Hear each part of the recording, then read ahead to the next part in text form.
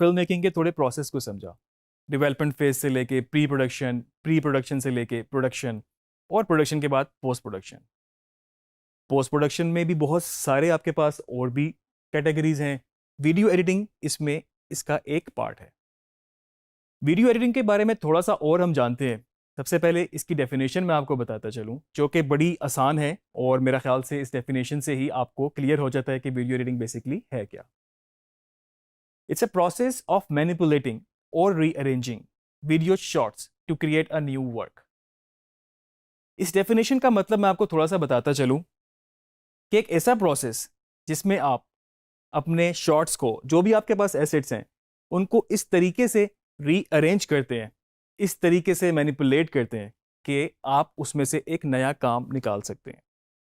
جتنا بھی فلم کیا ہوا مٹیریل آپ کے پاس آتا ہے، یا آپ نے خود اس کو شوٹ کیا ہو اپنے موبائل سے، DSLR سے، کیمراز سے، یا جس طرح سے بھی بڑے فلم کیمراز سے، جب آپ کے پاس ایڈیٹنگ کے لیے آتا ہے تو اس کا سیکوینس ایک اپنے ہی سٹائل میں شوٹ ہوا ہوتا ہے، جس سیکوینس میں انہوں نے کیا ہوتا ہے اپنے شوٹنگ سکیجول کی وجہ سے. اب آپ کو اس میں سے ان شارٹس کو، ان ویژولس کو اس طریقے سے ری ارینج کرنا ہوتا ہے، یا ان کو اس طریقے سے مینیپولیٹ کرنا ہوتا ہے، اور آپ اس میں سے ایک نیا کام جو کہ آپ کی اسٹوری ٹیلنگ پہ پورا اترتا ہو، وہ اس میں سے آپ نکال لیتے. انیشلی ہمارے پاس 3 ٹائپس ہوا کرتی تھی، جس میں film splicing, linear editing, non linear editing شامل تھی. لیکن آج کل لائف براڈ کاسٹ کے دور میں ایک کیٹیگری میں سمجھتا ہوں اور ایڈ ہو گئی ہے، جو کہ ہے لائیو ایڈیٹنگ. تو سب سے پہلے ہمارے پاس تھی فلم سپلائسنگ. فلم سپلائسنگ بالکل ہی ارلی ٹیکنیک تھی ایڈیٹنگ کی. اگر آپ لوگوں کو یاد ہو کہ فلم کی ایک ریل آپ نے کبھی دیکھی ہو، جو کہ آپ کے پاس چھوٹے جو فوٹوگرافی والے کیمرہ ہوتے تھے، اس کے اندر بھی وہ آپ کے پاس ریل ڈلتی تھی. تو بیسکلی فلم جب ریکارڈ شروع ہوئی تو وہ اسی فلم کے اوپر ہی ریکارڈ ہوتی تھی، جس کو ہم فلم بولتے ہیں. سیلولائٹ کی وہ ریل ہوتی ہے. اور انیشلی کیا ہوتا تھا کہ جب وہ ریکارڈ ہوتی تھی، وہ ڈیولپ ہوتی تھی، اور جو ایڈیٹر ہوتے تھے وہ ان کو بالکل فزیکلی اس طرح سے دیکھ کے کینچی کے ساتھ کٹ کرتے تھے، اور ساتھ میں جو دوسرا شاٹ ان کو چاہیے ہوتا تھا اس کو بھی اس طرح سے پریویو کر کے کٹ کر کے 2 شاٹ کو آپس میں جوڑ دیا کرتے تھے. اگر آپ کو یاد ہو پرانی ارلی ڈیز کی جو بالکل فلمیں تھی، اس میں آپ کو تھوڑی سی ڈسٹ بھی نظر آئے گی، آپ کو اس میں تھوڑے سے کچھ پارٹیکلز بھی نظر آئیں گے، کچھ اس میں آپ کو کچھ ہیئرز نظر آئیں گے اس طرح سے. تو در حقیقت وہ اصل میں ہی اس ریل کے اوپر آ جایا کرتے تھے، اور جب آپ اس کو دیکھتے تھے تو اس کے اوپر وہ چیزیں ویسی آ رہی ہوتی تھی. جب آپ 2 شاٹ کو جوڑتے تھے تو کئی دفعہ بیچ میں تھوڑی سی ایک ڈسٹورشن سی ہوتی تھی. تو بیسکلی جب وہ اس طرح جوڑتے تھے تو وہ اس وجہ سے آپ کو وہ نظر آتے تھے. فلم سپلائسنگ تھوڑی سی مزید بہتر ہوتی چلی گئی. اس کے لیے مشینری آ گئی جس میں آپ پریویو کر سکتے تھے، آپ کے پاس کنٹرول بہتر آ گئے. کچھ کمپنیز نے مووی اولا ایک بیسک میں آپ کو نام بتاؤں، وہ 1924 میں بنایا گیا، جس میں آپ اس کو اچھے طریقے سے پریویو کر سکتے تھے، اور جس پوائنٹ پہ چاہتے تھے کٹ لگا کے آپ اس کو جوڑ سکتے تھے.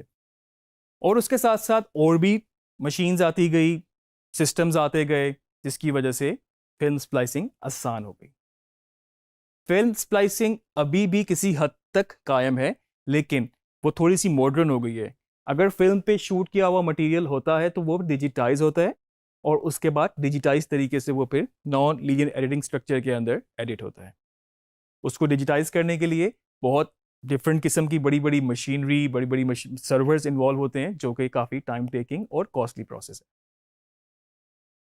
سیکنڈ میں بات کروں اگر لینئر ایڈیٹنگ کی، لینئر ایڈیٹنگ اپنے دور میں ایک بہت بڑا ریولوشن تھا. لینئر جس طرح نام سے ہی آپ سمجھ سکتے ہیں، ہوتا کیا تھا کہ وہ لینئر ہی ہوتا تھا. آپ ایک سیکوینس سے اس کو ایڈٹ کر سکتے تھے. آپ اس کو بیچ میں جب کوئی چیز انسرٹ نہیں کر سکتے تھے کسی بھی پوائنٹ پہ، یا آپ اس کو اس طرح سے نان لینئر لے کے نہیں جا سکتے تھے.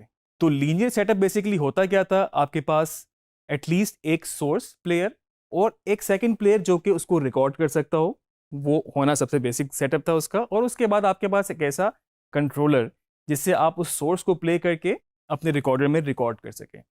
اب وہ سورس ایک سے زیادہ بھی انوالو ہوتے تھے. کئی جگہ پر ہم نے دیکھا ہے کہ 4 پلیئرز بھی انوالو ہیں. اور وہ پلیئرز بیسکلی اس سے ہمیں فائدہ کیا ہوتا تھا کہ آپ نے ایک پلیئر سے ایک شاٹ لیا، اس کو اپنے ریکارڈر میں ریکارڈ کیا، جو ایک فائنل ٹیپ پہ ریکارڈ ہو رہا ہے.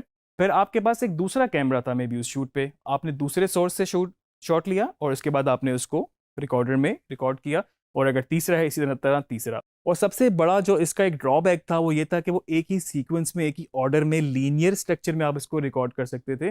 اگر مووی کے بیچ میں یا پھر اینڈ پہ اگر آپ کو کوئی نئی چیز انسرٹ کرنی ہو، یا کسی سیکوینس کو اٹھا کے آپ کو، کسی سین کو اٹھا کے آپ کو آگے یا پیچھے کرنا ہو، تو وہ پاسبل اس طرح سے نہیں تھا، کیونکہ آپ کو انسرٹ کر نہیں سکتے تھے، آپ اس پہ جسٹ اس کو ریموو کر کے ہی آگے کام چلا سکتے تھے. تھرڈ ٹائپ میں ہمارے پاس ہماری سب سے میجر ایڈیٹنگ جو کہ نان لینئر ویڈیو ایڈیٹنگ کہلاتی ہے، میں اس کی بات کروں گا. نان لینئر ویڈیو ایڈیٹنگ کے آنے کے بعد بالکل فلم میکنگ کی اسٹرکچر بدل گیا، بہت ساری چیزیں آپ کے لیے آسان ہو گئی، کسی بھی پوائنٹ پہ جا کے چینج کرنا آسان ہو گیا، آپ کسی بھی پوائنٹ پہ جا کے نیا شاٹ، نیا سین، نیا سیکوینس انسرٹ کر سکتے تھے، یا آپ کسی بھی چیز کو اٹھا کے آگے پیچھے کر سکتے تھے. ارلی 90s میں بیسکلی آپ کے پاس نان لینئر ایڈیٹنگ آئی، اور اس میں آپ کے پاس پی سی انوالو ہو گئے، سسٹم کمپیوٹر انوالو ہو گئے، آپ کے پاس سافٹ ویئر انوالو ہو گئے، آپ کے پاس کچھ ہارڈ ویئر انوالو ہو گیا، اور جو ٹیپس پہ تھی وہ کچھ ڈیجیٹل طریقے سے اس کو آپ نے ایڈیٹنگ کرنا شروع کی. جو ٹیپ تھی وہ بھی، ان میں بھی کچھ ایولیوشن ہوئی، کچھ ڈیجیٹل کی طرف گئے، یومیٹک، بیٹا، اس کے بعد ڈی ویز وغیرہ پہ گئے. تو بیسکلی ہوتا کیا تھا کہ آپ کے پاس اگر ایک سورس میں آپ کے پاس مٹیریل ہے، آپ کے جو ایسٹس ہیں، اس کو آپ نے اپنے سسٹم میں پہلے ڈیجیٹائز کرنا ہے یا کیپچر کرنا ہے، جس طرح کہ ہم جان چکے ہیں ایکوائر کا ایک پروسیس ہوتا ہے پورا. اور اس کے بعد آپ کے پاس ایک سافٹ ویئر ہونا ضروری ہے، اور اس سافٹ ویئر پہ آپ کے پاس ٹائم لائن ہے، آپ کے پاس پروجیکٹ ونڈو ہے، آپ کے پاس سورس ونڈو ہے، جو کہ آگے جا کے ہم ڈیٹیل میں دیکھیں گے. تو اس سب چیزوں کے بعد بیسکلی آپ کے پاس کنٹرول بہت بہتر ہو گئے. آپ کسی بھی پوائنٹ پہ ایفیکٹس بھی ایڈ کر سکتے تھے، آپ آڈیو کے ساتھ بھی ٹریٹمنٹ کر سکتے تھے، ٹیکسٹ ایڈ کر سکتے تھے. تو ساری بیسکلی آپ کے پاس سارا سولوشن پوسٹ پروڈکشن کا آپ کے پاس نان لینئر ویڈیو ایڈیٹنگ کے اندر آ گیا. چوتھی ٹائپ جس کی میں نے آپ سے بات کی وہ ہے لائیو ایڈیٹنگ. تو لائیو ایڈیٹنگ کیا ہے کہ آپ کے پاس، اگر میں ایگزامپل دوں، ایک ٹاک شو ہے، اور اس ٹاک شو میں 3 سے 4 کیمراز لگے ہوئے ہیں، اور آپ وہ لائیو دیکھ رہے ہیں. اب اس لائیو ٹاک شو میں جب ایک ہوسٹ بات کرتا ہے، جب ایک اینکر بات کرتا ہے، تو اس کا کیمرہ کٹ ہوا ہے، اور جب وہ گیسٹ بات کرے گا تو لائیو میں ہی وہ آپ کے پاس سیکنڈ کیمرہ کٹ ہو گیا. تو بیسکلی لائیو ایڈیٹنگ میں آپ کے پاس کچھ اور فردر ہارڈ ویئر انوالو ہو گیا، جس کو ہم کہہ سکتے ہیں ہمارے پاس ایک ویژن مکسر ایڈ ہو گیا. ٹھیک ہے، ویژن مکسر میں بیسکلی کیا ہوتا ہے، ہمارے پاس کچھ سورس ہوتے ہیں. اگر ہمارے پاس 4 کیمرہ انوالو ہیں تو ہمارے پاس 4 کیمروں کے ڈفرینٹ سورس ہوگی، اور جسٹ ایک بٹن کے پریس کرنے سے وہ وہاں پر ایڈٹ ہو جائے گا، یا پھر آپ کہہ لیں آپ اس کیمرے کو سوئچ کر لیں گے. تو یہ تو ایک بالکل بیسک سا سیٹ اپ تھا لائیو ایڈیٹنگ کا. لیکن اگر میں بڑے اسکیل پہ بات کروں، مے بی اسپورٹس پروڈکشن میں، کرکٹ میچز میں 20+ کیمراز انوالو ہوں، 28 to 30 کیمراز لگے ہوں، آپ کے پاس ڈفرینٹ سورسز ہوں، آپ کے پاس گرافکس بھی آ رہا ہے، آپ کے پاس پلے آؤٹ بھی آ رہا ہے، آپ کے پاس لائیو کیمرہ بھی ہو رہے ہیں، تو اس کے پاس آپ کے پاس اتنا ہی بڑا ویژن مکسر ہے، سوئچر ہے آپ کے پاس، اور وہیں پر آپ اس کو لائیو جو کیمرہ آپ کو کٹ کرنا ہے تو آپ اس کو دکھا سکتے ہیں. تو آپ سوچ سکتے ہیں کہ یہ کتنا ہیلپ آؤٹ کرتا ہے ایک اسٹوری ٹیلنگ میں، کہ آپ لائیو اسی وقت اس کو ایڈٹ کر لیتے ہیں. اکثر اسپورٹس کے علاوہ Broad cost, conference, talk shows وغیرہ میں لائیو ایڈیٹنگ ہی یوز ہوتی ہے. تو یہ تھی ہماری 4 basic video editing types. Main subject ہمارا نان لینئر ویڈیو ایڈیٹنگ ہے، آگے جا کے ہم اس پہ مزید بات کریں گے.